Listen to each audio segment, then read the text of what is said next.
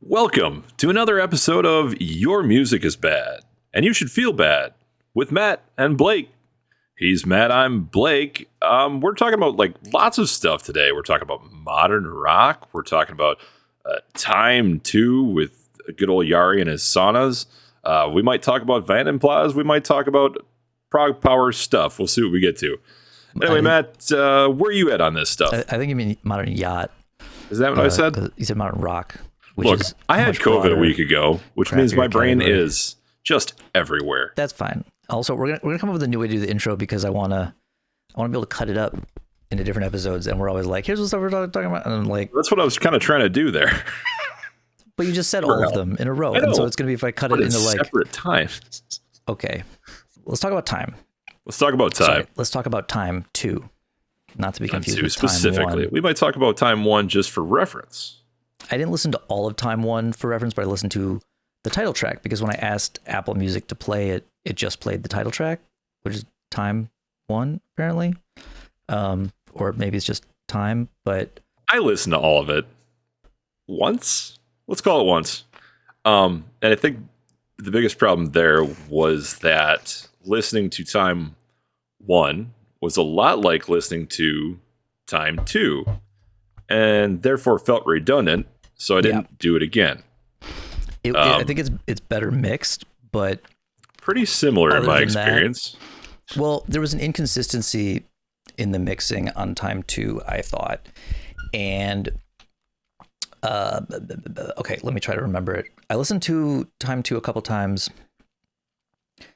The main thing is it's not terrible, but it's sort of like, so what? It's like you already said. It's like if you've heard Time 1, you're going to be unsurprised by Time 2.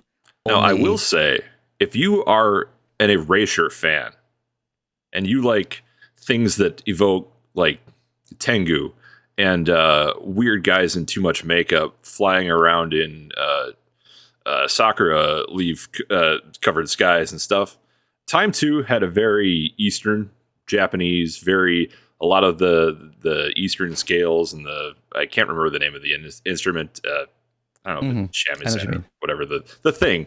Very Eastern feeling, less so in Time 1, but also, yeah, it was like, hey, cool. I didn't think I was going to listen to Erasure, but I did. Other than that, it was not that exciting. Yeah, because they're like supposed to be like folk black metal, but it's really power metal because it's like power metal, but like a little bit of black, a little bit of folk metal, but mostly I was like, hey, this is power metal. But that's also, I think that was why the first one was popular, is that it was an early example of blending black metal with like power metal, which at the time he probably thought he was doing clean vocals on black metal, but actually he was just doing black metal on power metal. And so now I will say I did like Yari's distorted black metal style vocals. His clean vocals less so. I mean, they're, I guess, fine. The black metal vocals were good. It sounded good. Yeah, he should have done more of it. I think his harsh vocals were good. His clean vocals were, I mean, I've heard worse, but yeah, they were okay. Right. Like the main thing, there were some inconsistencies in the mix. I mean, maybe I was expecting this too much from what I heard about his approach to recording it versus the first one, where it was like, he raised all this money for a studio, but apparently not to hire engineers or producers, just like, I got all this equipment now is better, and then recorded himself. Okay, there's some research I should have done that I meant to do, but I am gainfully employed now, and that causes conflicts of interest. Look, at some point we just have to either avoid or lean into the sauna jokes. There was so much talk of, okay, we threw all this money at Jari, and there was a lack of transparency, and that pissed some people off. And maybe it shouldn't have, because ultimately it was just donating crap at some guy and him being like, here's bits and pieces and teasers. And did I build a sauna? I'm finished. What do you think? I hope you did. Fuck those people. No, don't fuck those people. That's right. No, that's a lot of the controversy. Aside from, let's see, the first ones came out 2012, I believe, which is a long time ago. Long time in between albums, whether they were crowd supported or not. Yeah, about 12 years between them, and multiple crowdfunding. I mean, I think there were a couple rounds. There was one that was like specifically for Time 2. There was one that I believe wasn't strictly for Time 2, but that people still thought it was, because he was like, this will go towards building the studio that will ultimately also be used for Time 2. But then when people were like, hey, where's our Time 2, buddy? He was like, that wasn't for Time 2. That was just for the studio that I might make Time 2 in if I feel like it, and someday. And then he made a bunch of other albums that people didn't think were as good. And I wanted to check myself on that too, because he made albums in between both these, right? Oh, yeah. Okay, so it's not the 12 years between albums. That's the there was problem. the seasons, whatever thing. Yeah. Which did he do crowdfunding for that, or did he just like, here's the thing? I think he did. Money for others. I think that might have actually been the one that he crowdfunded towards the studio, and it was like, that was actually for that. But he also, people said that he promoted it as like, but I'm gonna also use it to make Time 2. And here's some fun Wikipedia. It's the old Wikipedia fun for the Wikipedia perverts. Facts. Oh, I see. Oh God. It was it was originally just supposed to be Time, and then they delayed that one, and then they split it into Time 1 and 2. Because I'm just gonna read through this section. Give her. Let's just read. Okay, there's a new podcast segment called Reading Wikipedia, where I just like read you the Wikipedia. Anyway, It's fine. 2009, they announced they were canceling the live appearances to work on this album and focus on it. This is paraphrasing. This is not reading it yet. Now I'm going to read. Okay. On November 17th, 2010, the band members announced on Wintersun's official website that the album was close to being completed for the most part, and that the synths and orchestration might be finished around December 2010, January 2011. Jari intended to start mixing the album afterwards. On December 25th, 2010, Jari stated on the Winter Madness message board that Winter Leaves was finished except for, Silver Leaves was finished except for some orchestrations, which ended up being the final track on Time 2. This actually explains a lot of why they sound the same. And anyway, but that makes it even more confusing why it took so long to finish and release it. But I think all of this, that you and I are confused, admittedly, maybe haven't done all the research, but the communication here, really, really bad. So I guess I can see why people are pissed off. But again, it's also donations, so you can't really be pissed off because it's not your money anymore. You gave it to the guy. Yeah. The whole thing is kind of a mess, and that's why it's kind of a joke. It's a lot of dialogue around music that's not like a standout or important or anything that is remotely relevant outside of a pretty niche part of the metal community. It's okay. I mean, sure, it's okay. Fine. But the other thing fine.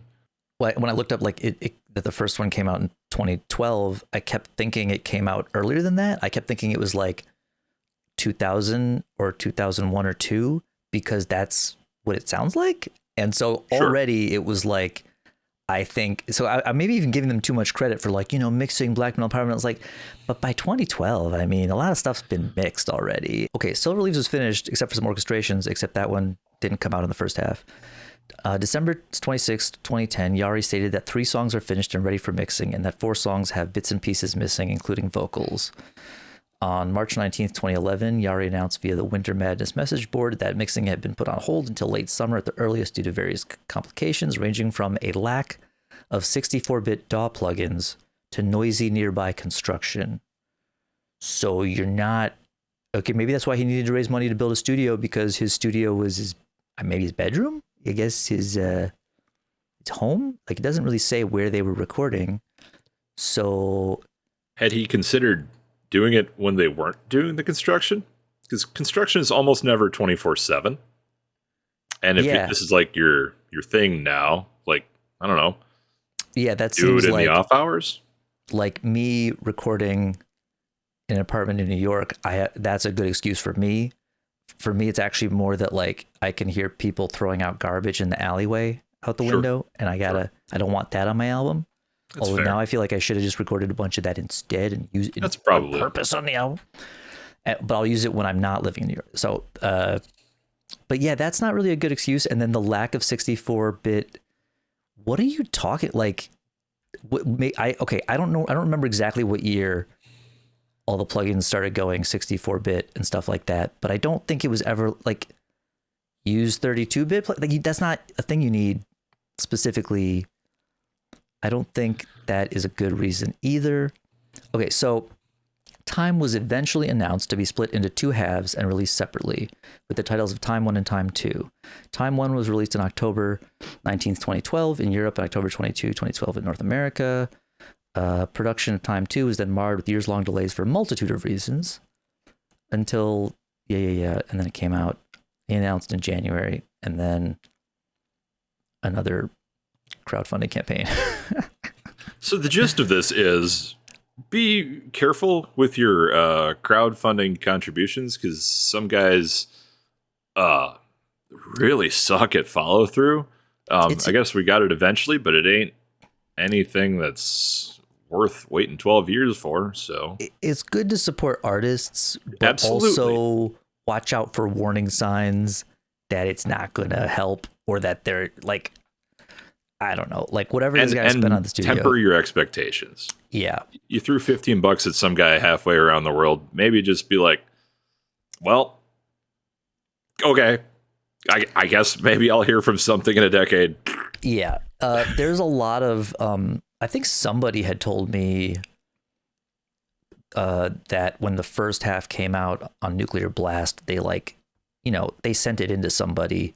So it was probably properly, it says he mixed it, but it's possible they, really had somebody else redo it or something, but I don't. Yeah, it's also possible he mixed it and it was awful on Nuclear Blast. It's like, hey, we're a real label, so we'll take a look at this and clean it up. That was what I got the impression of from somebody who knew more about it, telling me that on Facebook and being like, yeah, so he's doing this one all himself for real. But again, who knows if it actually still came out on Nuclear Blast, who knows what they actually had him do. But what I felt with part 2 was certain tracks were like super strong emphasis on like the drums and guitars, and you barely hear the orchestration stuff.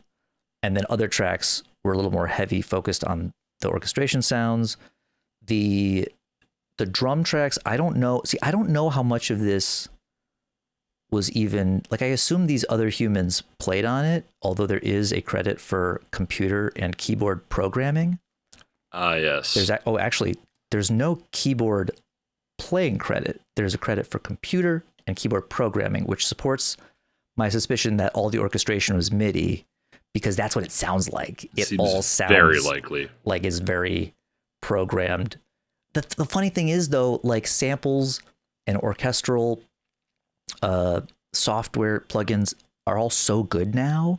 Sure. It doesn't have to sound like that. And so the fact that it was so obvious that it was fake in 2024 and maybe in 2012, that's a little bit less of a like, come on, you could have made it sound more real. Because there's all these bands do that, like Seven Spires, any symphonic metal band has a bunch of fake orchestrations, and they're generally convincing. They're not always amazingly written parts, but they're actually it's power metal. It's not like it needs to be. It's the equivalent of a warm pad on your recording, basically. Somebody in the band knows how to program them to sound a little bit like maybe there were musicians that record, but they're not.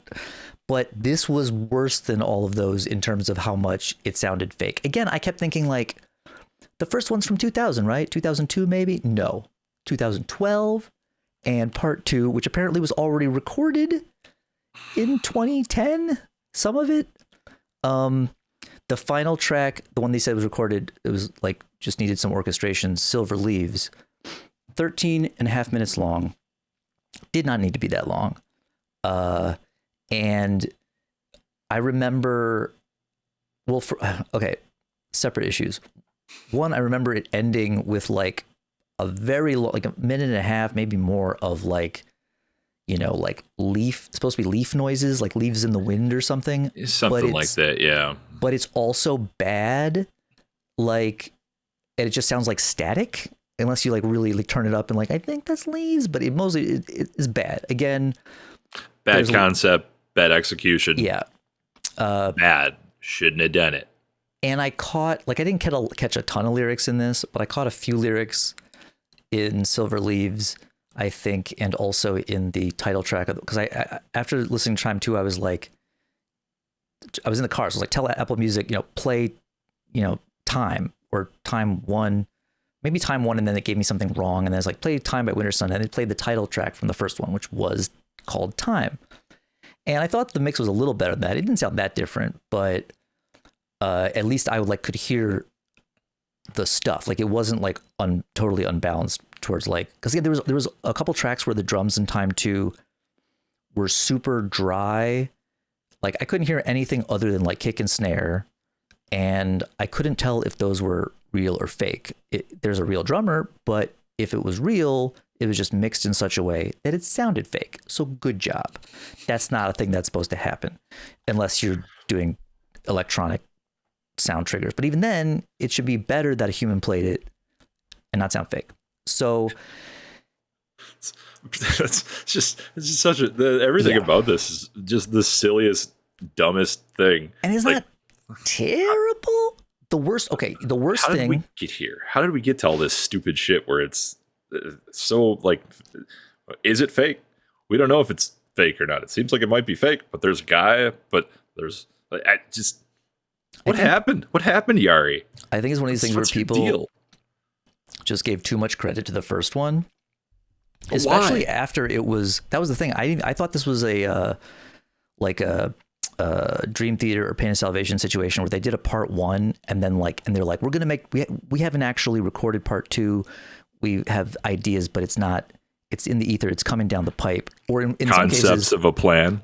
Right. Or in some cases with like Dream Theater, there wasn't even it was never supposed to be part 2. They were literally just being pretentious, and they've admitted, they're like, oh yeah, we just thought it'd be the prog thing. We did part 1, and then they're like, what if we did part 2? It's like, what? You weren't gonna? You assholes. Sorry. So, but in this case, it was that just they load were like, and reload. They're so bad at recording and producing music. Like they just needed a producer. They need somebody to be like, what are you like? I don't know what they were doing, but like you couldn't have been, like you said, they're like, oh, I can hear construction. Like, can the microphone hear construction? Is the room you're recording in? Can they like then record in a different room? What are you doing? People do this all the time. Get some blankets. Get a closet. I don't know. Just this is nonsense. You don't know how to. So throw some eggshells up, or not egg carton shit. You know. Exactly. Mattress pads. Somebody should have intervened, but it's. I mean, Nuclear Blast is kind of a big label now, but I think there's still more of a like, you get it done, you send it to us, we'll put it out, and we're not giving you money, but just get it done. So they need like a producer, but nobody cares about, or especially nobody cared before Time 1. So they split it into Time 1 and Time 2. That should have been the first sign. That should have been like nobody should have crowdfunded once they were like, we could only finish half this album, and then they put out Time 1. And it's like, granted, yes, it was 2 albums worth of material. Maybe it's better than actually putting them out together and having it be a double album. That's kind of boring. Or you edit it down to the parts that need to be there, and you put out the stuff that is good and solid, and you cut the rest. I know you don't want to harm someone's artistic vision because all this material is good and it means something. It's sometimes your artistic vision is bloated and needs to be put out a good album. Yeah, no, you're right. That probably would give me 2 minutes of leaf static. Just time. Time 1, Time 2. I feel like there's a weird irony because I sidetracked my own thought about the lyrics. So I only caught a little bit of lyrics, but it was pretty much like in Time Part 2, lyrics about, again, like so many other bands have used these same themes. It's like time moves on, so don't waste time. Follow your dreams, do what you need to do, whatever. And I'm like, I don't think you should put that on this album anymore, because you literally like, or are you trying to say that you learned that because you spent 12 years finishing this?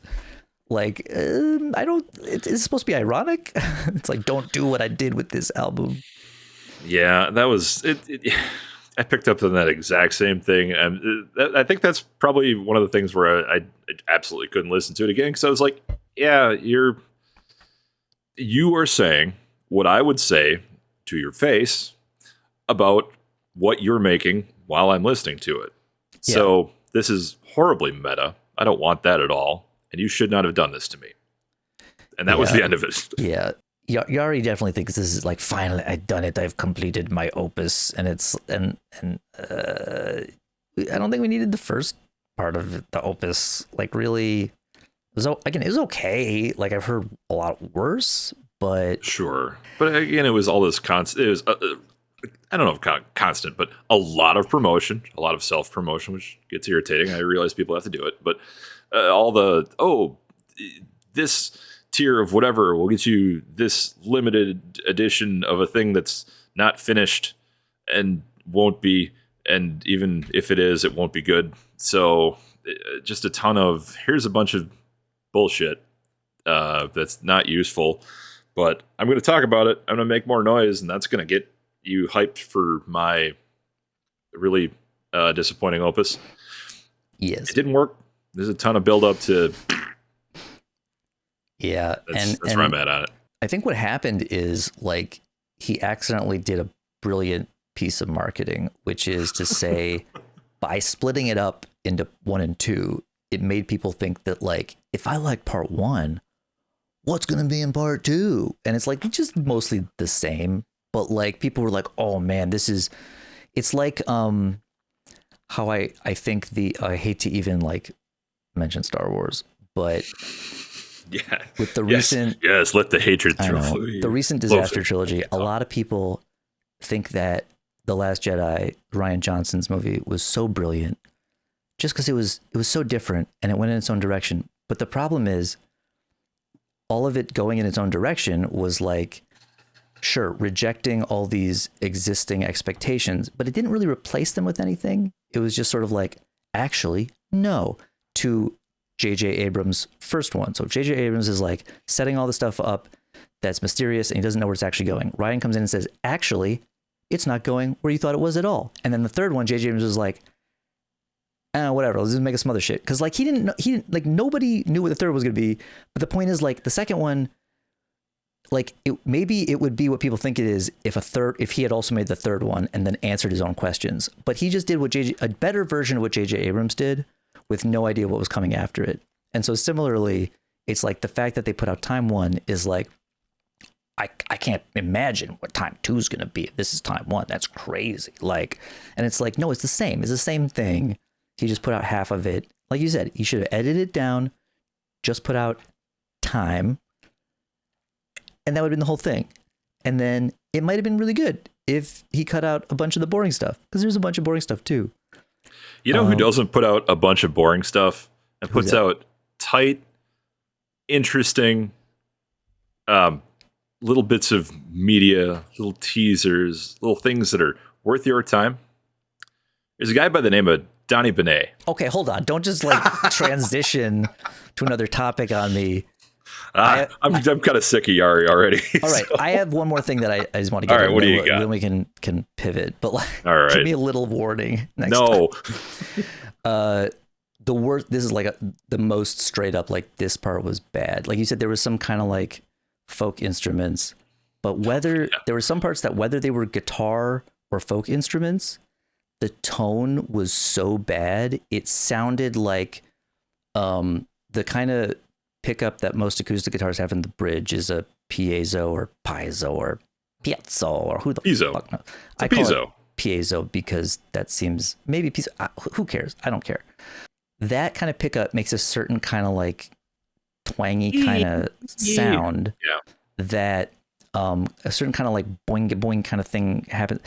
Basically, other than when those were new, and so like it generated a certain amount of like the late 80s, early 90s like guitar tones, you don't want to just record with that pickup. You want to use some microphones, especially in a studio, and you blend it. This sounded like they recorded an extra track that was the piezo pickup and just the sounds you don't want from it, so that it's like mostly that twangy, tinny, like fake sounding thing, and very little of the actual acoustic instrument. And that was terrible. And there's a lot of that because, again, there's all these like folky parts. Again, maybe it was, I don't know if it was actually a folk acoustic instrument, but it sounded bad. And it sounded like they recorded whatever with a piezo pickup, and then EQ'd out the parts that make it sound like a real instrument. And that checks out. That's what I hated the most.